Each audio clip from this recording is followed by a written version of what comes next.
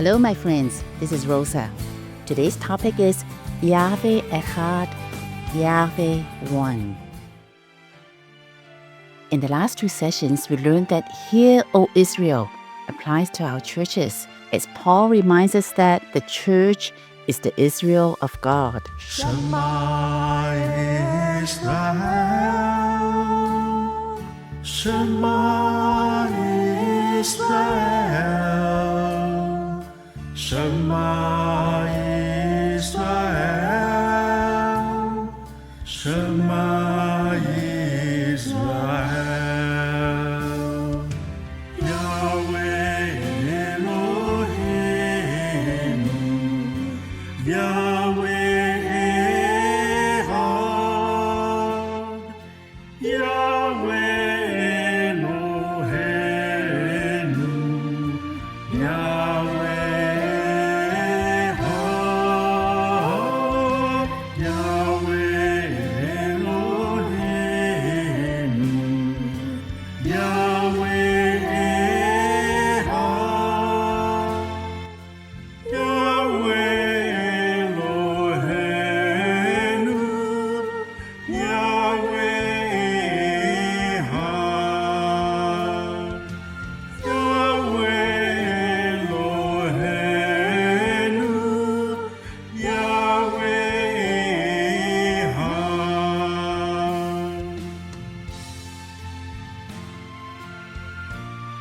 Let's follow Jesus' footsteps and obey the most important commandment and put the Shema back into our prayers and worship in the church.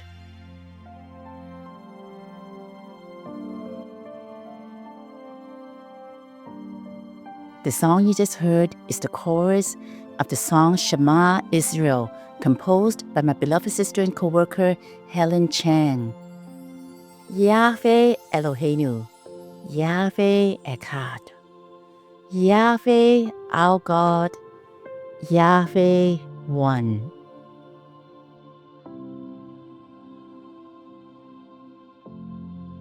Today we are focusing our study on YHWH Echad, YHWH One. Here is the Hebrew text of the Shema in Deuteronomy chapter 6 verse 4. Hebrew is read from right to left. Shema Yisrael, Yahweh Eloheinu, Yahweh Echad. In English, the literal translation reads like this: Hear, Israel, Yahweh our God, YHWH One. Let's dive into the study of the final two words, YHWH One. To accurately interpret the meaning of the word one, we need to examine both the grammatical structure of the word one and also the precise lexical definitions provided for us in the Hebrew lexicons. First, let's examine the grammar of the Hebrew word Echad. This screenshot here is taken from the Blue Letter Bible. Here's the Hebrew word Echad. The transliteration is given, and if you go directly to the site, you can click on the pronunciation to hear how Echad is pronounced. The part of speech is an adjective. This word comes from the root word a number. Let's take a look at the Hebrew text of the Shema here. Echad is grammatically masculine singular, functioning as an adjective. Which noun is Echad describing? It is describing the word next to it, Yahweh. Yahweh is the noun form and also grammatically masculine singular. So we can correctly conclude that the word one is used as an adjective modifying the noun Yahweh.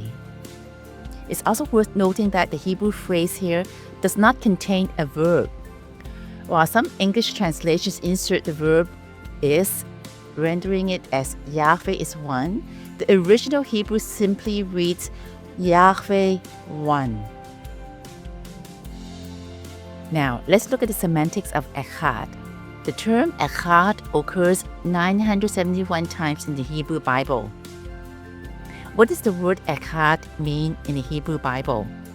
Does Echad signify a singular one? Or does Echad refer to a compound unity? When reading commentaries on the Shema, you will encounter a wide range of interpretations regarding what Echad means. We must not impose our modern or cultural understanding of the word one into the biblical text. We need to let the original Hebrew usage and context define its meaning. So for linguistically precise understanding, Hebrew lexicons such as BDB or HALOT are generally more reliable.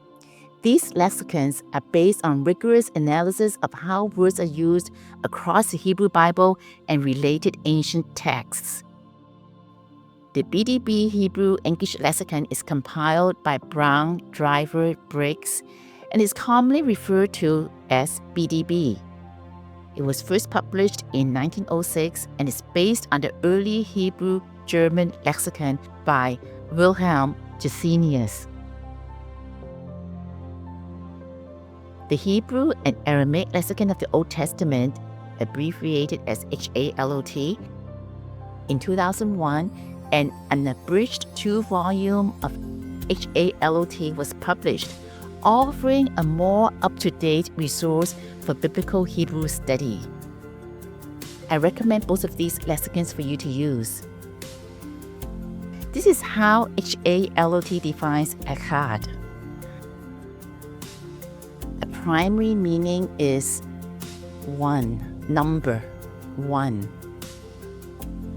There are also secondary meanings listed: number 2, number 3, number 4, and number 5. But the primary meaning is the first one. So let's start with the primary meaning first. Echad. One. Number one. 4 examples are listed for us. Let's take a look at the first 3 first. Makom Echad, one single place. Genesis chapter 1 verse 9. Nefesh Echad, one soul, or a single person. Leviticus 4:27. Mishpat Echad is one justice, or one sort of justice. Numbers 15:16. And then the last one is what we're interested in, Yahweh Echad. It highlights the verse Deuteronomy 6:4. It is one Yahweh, or the one Yahweh, or Yahweh as one, or Yahweh alone. So the primary meaning is that Echad is a number. Let's summarize the primary meaning of the Hebrew word Echad. The word Echad conveys 3 essential ideas. The numeral 1 means only one. It's the number 1. It signifies exactly 1, not 2, 3, or more. It's a cardinal number, a counting number, and in this context, the counting is just 1. One Yahweh. In contrast, ordinal numbers indicate a sequence in a series, such as first, second, or third. So this Echad used in Deuteronomy 6:4 is not an ordinal number. So there's no first Yahweh, second Yahweh, or third Yahweh. So Yahweh Echad asserts one Yahweh, not first among many, as there's only one Yahweh, absolutely one. Echad can also mean a single person. It means that Yahweh is singular, only one. Yahweh is not part of a group. Yahweh is one by himself. There are no other persons within Yahweh God, no 2 or 3, just one. Yahweh is only one person. So we must understand that Yahweh God is not a plurality. Today's theology tells us that God is plural, with 2 or 3 other persons in the Godhead, but this is not scriptural. There is no multiplicity of persons in Yahweh God. Yahweh is not a multi-personal being. Yahweh God is singular, only one person. The third element of Echad is alone. Alone means that Yahweh is truly alone. there's no one else, no other gods besides him. He has no rival. Yahweh alone is God. This conveys a powerful sense of uniqueness. Yahweh is utterly incomparable, wholly distinct, and exclusively God. Yahweh alone is the one and only God. Yahweh is the only one Yahweh without any equal, as there is no other God. Let's return to the Hebrew lexicon entry for the word Echad. As mentioned earlier, the primary meaning is one, the number one. Now the key question is, how did we know that Echad in Deuteronomy 6:4 does not fall under one of these secondary meanings? Why does HALOT put Deuteronomy 6:4 to the primary meaning of cardinal number? Now this highlights another key principle in exegesis. Words must not be interpreted solely by their semantic range, but also in light of their context before we can draw any conclusion. So let's look at the context of Deuteronomy 6:4. Just 2 chapters earlier, Deuteronomy 4:35, it says, "To you it was shown that you might know that Yahweh is God. There is no other besides him." Now it's spelled out very clear. There is no other God besides him. It's saying the same thing as the Shema. Yahweh is God, Yahweh is our God. Yahweh One, as there is no other besides him. And then in verse 39, it says, "Yahweh is God in heaven above and on earth beneath. There is no other." Again, the same message. Yahweh One, there is no other. We can circle back to Jesus' words in Mark chapter 12, verse 29. Jesus declared the most important commandment is, "Hear, O Israel, the Lord our God, the Lord is one."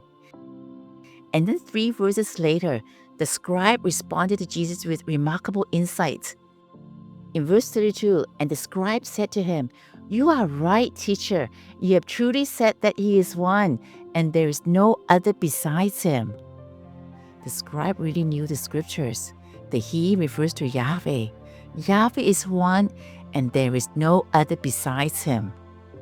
So there's that equation of Yahweh one to there's no other God besides him. And Jesus' reply to the scribe is even more striking. And when Jesus said that he answered wisely, he said to him, "You are not far from the kingdom of God." Why was the scribe not yet in the kingdom? He already understood that Yahweh alone is God. You see, this knowledge was not enough to bring him into the kingdom. If God willing, we would do a series on the teaching of the kingdom of God. The problem with the scribe was that he had not yet put his faith in Jesus as his Messiah. Well, after serving the church for over 30 years, I must say, this scribe is ahead of many Christians today. Tragically, today most Christians are not even at the level of the scribe to acknowledge Yahweh as the one and only God alone. Most Christians are not aware of God's name Yahweh, which occurs an astonishing 6,828 times in the Bible. Yahweh has been largely forgotten, buried beneath layers of tradition, mistranslation, and neglect. Most Christians do not know God Yahweh. Yet the truth remains unchanging. Yahweh is the source of salvation. Yahweh is the one who saves through Jesus the Messiah. This raises a piercing question. Could it be that we stand even farther away from the kingdom than the scribe in Mark 12, since we no longer acknowledge Yahweh as the one true God alone in our churches? So as we close, Let's return to Yahweh. YHWH One, YHWH Alone. Let's urgently meditate deeply on these verses. Isaiah 45:5. God Himself declares this: I am Yahweh, and there is none besides me. Besides me, there is no God. Isaiah 45:6. So that they may know from the rising of the sun and from the west that there is none besides me. I am Yahweh, and there is none besides me. Let's listen to God. God Himself declares, I am Yahweh, and there is none besides me. Isaiah 45:14. Surely God is with you, and there is no other. Besides Him, there is no God. Isaiah 45:18 again, God Himself declares, I am Yahweh, and there is none besides me. Isaiah 45 verse 21. Was it not I, Yahweh? And there is no other God besides me, a righteous God besides me, and no Savior besides me. Isaiah 45:22. Turn to me and be saved, all the ends of the earth, for I am God, and there is no other. Let's respond to God. Let's pray to God. Yahweh, you alone are my God. Oh, Yahweh, there is none besides you.